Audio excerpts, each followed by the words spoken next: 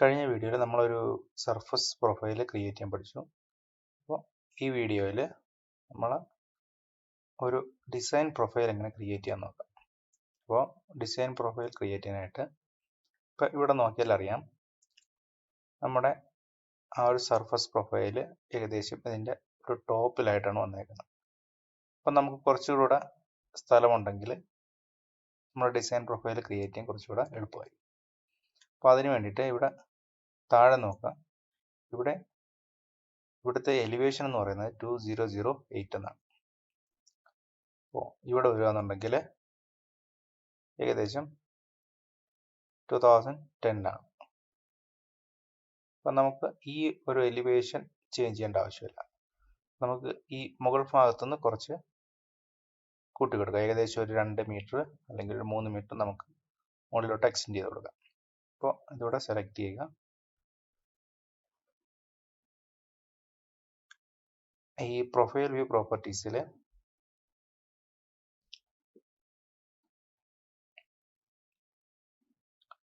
ഈ എലിവേഷൻ എന്നുള്ള ഭാഗത്തേക്ക് വരിക. ഇവിടെ അപ്പോൾ നമ്മൾ 2014 ആണ്. അപ്പോൾ ഇവിടെ നമുക്ക് ഒരു 2018 എന്ന് കൊടുക്കാം. അപ്പോൾ അതിനായിട്ട് യൂസർ സ്പെസിഫൈഡ് ഹൈറ്റ് എന്നുള്ളത് കൊടുക്കാം. ഇവിടെ 20. അപ്പം അങ്ങനെ കൊടുത്തു. ഇപ്പം ഇവിടെ നോക്കിയാൽ അറിയാം നമ്മുടെ ആ പ്രൊഫൈലിൻ്റെ ആ ഗ്രിഡിൻ്റെ ഹൈറ്റ് കൂടിയിട്ടുണ്ട്. ഇനി അപ്പോൾ നമുക്ക് ഡിസൈൻ പ്രൊഫൈൽ ക്രിയേറ്റ് ചെയ്യാം. അപ്പോൾ ഒന്നുകിൽ ഇവിടെ സെലക്ട് ചെയ്യുക. അപ്പോൾ ഇവിടെ ഈ പ്രൊഫൈൽ ക്രിയേഷൻ ടൂൾസ് എന്ന് വരും. അല്ലെങ്കിൽ ഇവിടെ പ്രൊഫൈലിൽ പ്രൊഫൈൽ ക്രിയേഷൻ ടൂൾ എടുക്കുക. അതിനുശേഷം നമ്മളുടെ ഈ പ്രൊഫൈൽ സെലക്ട് ചെയ്ത് കൊടുക്കുക. അപ്പോൾ ഞാനിവിടെ സെലക്ട് ചെയ്തു. പ്രൊഫൈൽ ക്രിയേഷൻ ടൂൾ എടുത്തു. നമുക്ക് പ്രൊഫൈലിന് പേര് കൊടുക്കാം. അപ്പോൾ ഇവിടെ ഞാൻ പ്രൊഫൈലിന് profile 1 design profile centre road profile layer ആണ്. പ്രൊഫൈൽ ലേബൽ സെറ്റ് ഇതൊക്കെ അങ്ങനെ തന്നെ കൊടുക്കാം. ഓക്കെ കൊടുക്കാം. ഓക്കെ, നമുക്കിവിടെ ഡ്രോ ടാൻജൻസ് ഉണ്ട്. ഡ്രോ ടാൻജൻസ് വിത്ത് കർവ് ഉണ്ട്. അപ്പോൾ ടാൻജൻസ് എന്ന് പറയുന്നുണ്ടെങ്കിൽ ടാൻജൻസിൻ്റെ ഇടയിൽ നമുക്ക് കർവ് ക്രിയേറ്റ് ചെയ്യില്ല. ഇവിടെ നമുക്ക് ടാൻജൻസിൻ്റെ ഇടയിൽ കർവ് ക്രിയേറ്റ് ചെയ്യും. വളരെ സ്മൂത്ത് ആയിട്ടുള്ള സർഫസ് ആണ് നമുക്ക് വേണമെന്നുണ്ടെങ്കിൽ ഈ കർവ് സെലക്ട് ചെയ്യുക. അപ്പോൾ ഞാനിവിടെ ഈ കർവാണ് സെലക്ട് ചെയ്യുന്നത്. അതിനുശേഷം എവിടെ നിന്നാണ് നമുക്ക് സ്റ്റാർട്ട് ചെയ്യേണ്ടതെന്ന് വെച്ച് കഴിഞ്ഞാൽ അപ്പോൾ ഇവിടെ ഈ ഒരു നമ്മുടെ എക്സിസ്റ്റിംഗ് സർഫസിൻ്റെ ആ ഒരു പ്രൊഫൈലിന് എവിടെ നിന്നാണ് തുടങ്ങുന്നത് അവിടെ നിന്ന് തന്നെ നമുക്ക് സ്റ്റാർട്ട് ചെയ്യാം. അപ്പോൾ ഇവിടെ വന്നിട്ട് ഇവിടെ നിന്ന് ഇങ്ങനെ ഒരു പ്രൊഫൈൽ ക്രിയേറ്റ് ചെയ്യണം.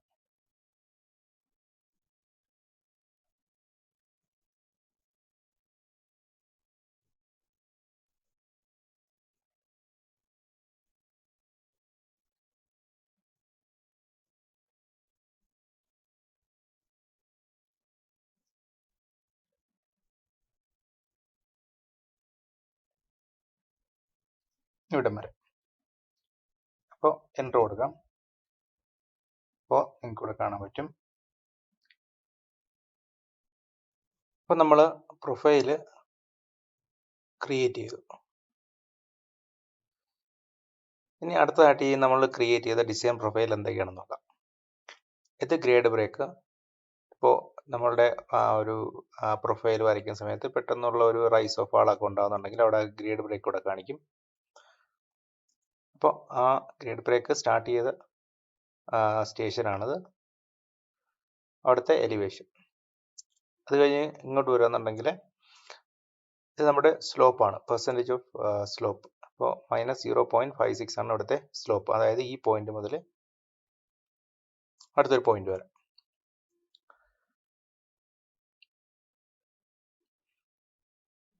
അടുത്തതായിട്ട് ഇതാ ഇവിടെ ഈ BVCS 0+165 എന്ന് കൊടുത്തിട്ടുണ്ട്.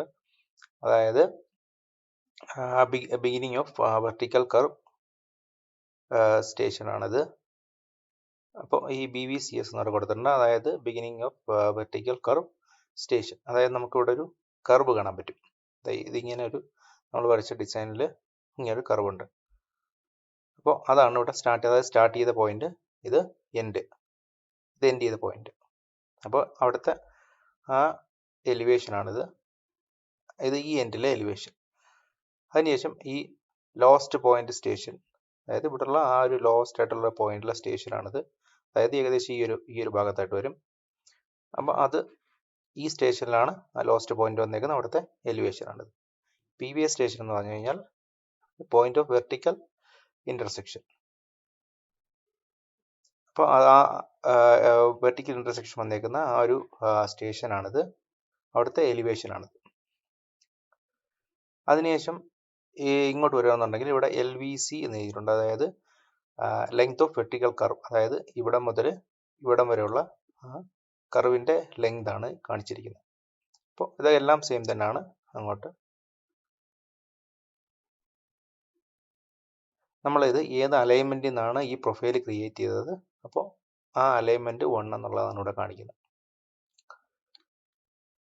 ഇപ്പോൾ ഇവിടാണ് ഇതിൻ്റെ എൻഡ്, ഈ സ്റ്റേഷൻ എൻഡ് ചെയ്യുന്ന ആ ഒരു ഭാഗത്തെ എലിവേഷനും അടുത്ത സ്റ്റേഷനുമാണ് കാണിക്കുന്നത്.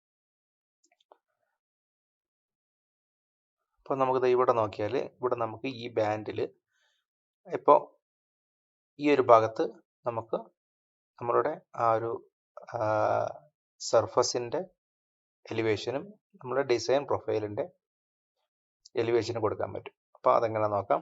ഇവിടെ സെലക്ട് ചെയ്യുന്നു, ഇവിടെ പ്രൊഫൈൽ പ്രോപ്പർട്ടീസിൽ വന്നതിന് ശേഷം ബാൻഡ്സിൽ പോകുന്നു. ഇവിടെ നമുക്ക് ചേഞ്ച് ചെയ്യാം. അപ്പോൾ നമുക്ക് ഇവിടെ വേണമെങ്കിൽ പ്രൊഫൈൽ 1 എന്ന് കൊടുക്കാം, അല്ലെങ്കിൽ ഇവിടെ പ്രൊഫൈൽ 1. അപ്പോൾ ഇത് ഒരെണ്ണം നമ്മുടെ ആ ഒരു സർഫസിൻ്റെ പ്രൊഫൈലും ഇത് നമ്മുടെ ഡിസൈൻ പ്രൊഫൈലും. അപ്പോൾ പ്രൊഫൈൽ 1 എന്നാണ് നമ്മൾ നേരത്തെ ഈ നമ്മുടെ പുതിയ ഡിസൈൻ പ്രൊഫൈലിന് പേര് കൊടുത്തത്. അപ്പോൾ അത് കൊടുക്കാം, ഇവിടെ അപ്ലൈ കൊടുക്കാം, ഓക്കെ കൊടുക്കാം. ഇപ്പോൾ ഇവിടെ നോക്കിയാൽ അറിയാം, ഇവിടെ നമ്മുടെ എലിവേഷൻ മാറിയിട്ടുണ്ട്. അപ്പോൾ നമുക്ക് തിരിച്ചറിയാൻ വേണ്ടിയിട്ട് നമുക്ക് ഇതിന് കളർ കൊടുക്കാം. ഇപ്പോൾ വീണ്ടും ഞാൻ സെലക്ട് ചെയ്യുന്നു, പ്രൊഫൈൽ പ്രോപ്പർട്ടീസിൽ വന്നതിന് ശേഷം ഇത് profile data elevation and stations എന്നുള്ളതാണ്. അപ്പോൾ ഇവിടെ ക്ലിക്ക് ചെയ്തതിന് ശേഷം നമുക്കിവിടെ എഡിറ്റ് ചെയ്യാം. ഇവിടെ ബാൻഡ് ഡീറ്റെയിൽസിൽ കമ്പോസ് ലേബൽ, ഈ കമ്പോസ് ലേബലൊക്കെ നമുക്ക് അടുത്ത വീഡിയോയിൽ വളരെ വിശദമായിട്ട് തന്നെ പഠിക്കാം. എങ്ങനെ ഒരു ബാൻഡ് നമുക്ക് ക്രിയേറ്റ് ചെയ്യാന്നൊക്കെ ഉള്ളത് വളരെ അടുത്ത വീഡിയോയിൽ നമുക്ക് നോക്കാം. ഇപ്പോൾ ഇവിടെ വന്നിട്ട് നമുക്ക് EG എലിവേഷൻ എന്ന് പറഞ്ഞാൽ എക്സിസ്റ്റിംഗ് ഗ്രൗണ്ട്, അതിന് നമുക്കൊരു കളർ കൊടുക്കാം, അല്ലെങ്കിൽ FG എലിവേഷൻ ഫൈനൽ ഗ്രൗണ്ടിന് ഒരു കളർ കൊടുക്കാം. ഇവിടെ വന്നിട്ട്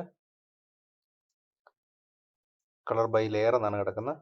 ഇവിടെ നമുക്കൊരു ബ്ലൂ കളർ കൊടുക്കാം.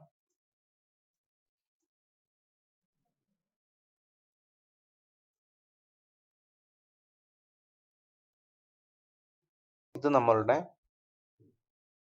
സർഫസ് പ്രൊഫൈലും ഇത് നമ്മുടെ ഡിസൈൻ പ്രൊഫൈലുമാണ്.